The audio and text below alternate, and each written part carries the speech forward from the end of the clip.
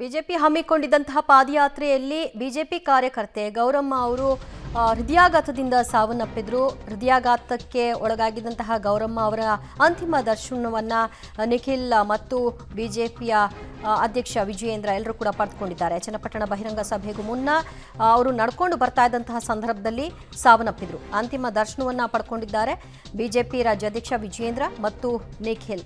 ಗೌರಮ್ಮ ಬೆಂಗಳೂರಿನ Basavanagudi BJP ಕಾರ್ಯಕರ್ತೆಯಾಗಿದ್ದಾರೆ. ಕೆಂಗಲ್ನಿಂದ Channapatna town ಬಳಿ ಪಾದಯಾತ್ರೆ ಬರ್ತಿದ್ದಾಗ ಅವರು ಹೃದಯಾಘಾತಕ್ಕೆ ಒಳಗಾದ್ರು. ನಂತರ ಹಸುನಿಗಿದ್ರು. ಆಂಬ್ಯುಲೆನ್ಸ್ ಮೂಲಕ ಆಸ್ಪತ್ರೆಗೆ ಸಾಗಿಸುವಾಗಲೇ ಮಾರ್ಗ ಮಧ್ಯದಲ್ಲೇ ಅವರು ಮೃತರಾಗ್ಬಿಟ್ಟಿದ್ರು.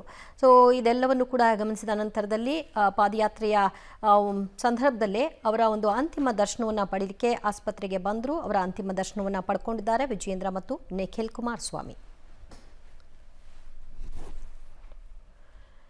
ಬಿಜೆಪಿ ಪಾದಯಾತ್ರೆಯನ್ನು ಹಮ್ಮಿಕೊಂಡಿದ್ದು, ಪಾದಯಾತ್ರೆ ಸಂದರ್ಭದಲ್ಲಿ ಬಿಜೆಪಿಯ ಕಾರ್ಯಕರ್ತೆ ಗೌರಮ್ಮ ಅವರು ಹೃದಯಾಘಾತದಿಂದ ಸಾವನ್ನಪ್ಪಿದ್ರು. ಸೊ ಅವರು ಈ ಒಂದು ಪಾದಯಾತ್ರೆ ಆರಂಭಕ್ಕೂ ಮುನ್ನ ನಡೆದು ಬರ್ತಾ ಇದ್ದಂತಹ ಮಾರ್ಗ ಮಧ್ಯದಲ್ಲಿ ಅವರು ಕುಸಿದು ಬಿದ್ದರು. ಅವರು ಅಸ್ವಸ್ಥರಾದ ನಂತರದಲ್ಲಿ ಅವ್ರನ್ನ ಆಂಬ್ಯುಲೆನ್ಸ್ನ ಮೂಲಕವಾಗಿ ಆಸ್ಪತ್ರೆಗೆ ಶಿಫ್ಟ್ ಮಾಡಲಾಗಿತ್ತು. ಆಸ್ಪತ್ರೆಗೆ ಸಾಗಿಸುವ ಮಾರ್ಗ ಮಧ್ಯದಲ್ಲೇ ಅವರು ಅಸುನೀಗಿದ್ರು. ನಂತರ ಅವರ ಒಂದು ಪಾರ್ಥಿವ ಶರೀರ, ಅವರ ಮೃತದೇಹವನ್ನು ನೋಡಲಿಕ್ಕಾಗಿ ವಿಜಯೇಂದ್ರ ಮತ್ತು ನಿಖಿಲ್ ಕುಮಾರಸ್ವಾಮಿ ಇಬ್ಬರು ಕೂಡ ಆಸ್ಪತ್ರೆಗೆ ಹೋದರು. ಅವರ ಅಂತಿಮ ದರ್ಶನವನ್ನು ಪಡೆದು ಬಂದಿದ್ದಾರೆ. ಕೆಂಗಲ್ನಿಂದ ಚನ್ನಪಟ್ಟಣ ಟೌನ್ ಬಳಿ ಪಾದಯಾತ್ರೆ ಹೋಗ್ತಾ ಇದ್ದಂತಹ ಹೊತ್ತಿನಲ್ಲಿ ಆಗಿರುವಂತಹ ಘಟನೆ ಇದು.